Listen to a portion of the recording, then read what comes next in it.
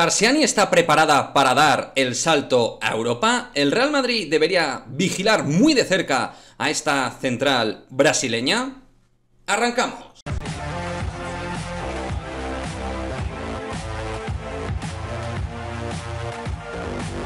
¿Qué pasa, chicos? Muy buenas, bienvenidos a otro vídeo de Madridismo al Día TV. Vamos a hablar, ya sabéis, en este canal particularmente hacemos bastante scouting y análisis de futbolistas que a lo mejor no son tan conocidas a título de impacto mundial, jugadoras que estén cerca de nuestra liga. También pues nos gusta hablar de otras futbolistas que a lo mejor, pues bueno, no son tan conocidas, pero que tienen gran proyección y que podrían aportar cosas interesantes, ¿por qué no?, al Real Madrid femenino a título presente y a título futuro. Y es que el caso de Tarsiani Karen dos Santos es el caso de una futbolista con unas condiciones bárbaras para esto del fútbol. La canterana de Fluminense, que ahora actualmente está jugando en Corinthians, que allí es uno de los equipos dentro del fútbol femenino también más potentes de todo lo que es la liga brasileña, pues desde luego está marcada como una de las jugadoras con mayor crecimiento en los últimos tiempos, jugadora indispensable también en la sub-20 brasileña, y que, ¿por qué me diréis? Me diréis, oye, ¿qué tiene esta futbolista que le hace tan especial? Bueno,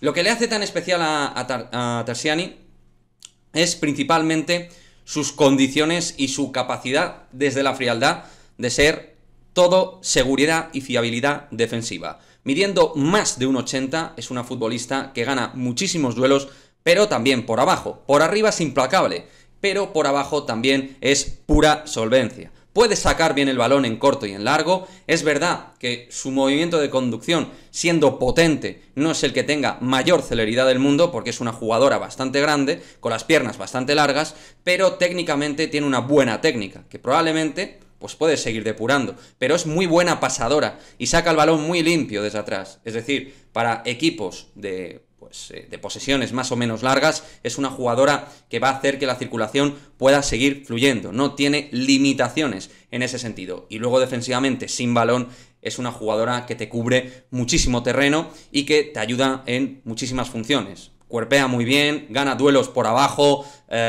mide bastante bien los duelos con las atacantes rivales, y todo lo que nos llega desde Madridismo al Día TV de ella es realmente óptimo, muy bueno.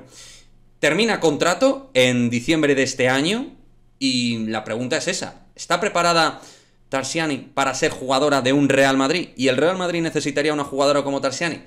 Pues mi respuesta sería, acompañada de centrales con experiencia y de categoría, creo que podría ir creciendo. No es una jugadora que llegue y fuera a ser titular de todo un Real Madrid, pero sí que tendría que estar en la primera plantilla y testarse en el fútbol europeo.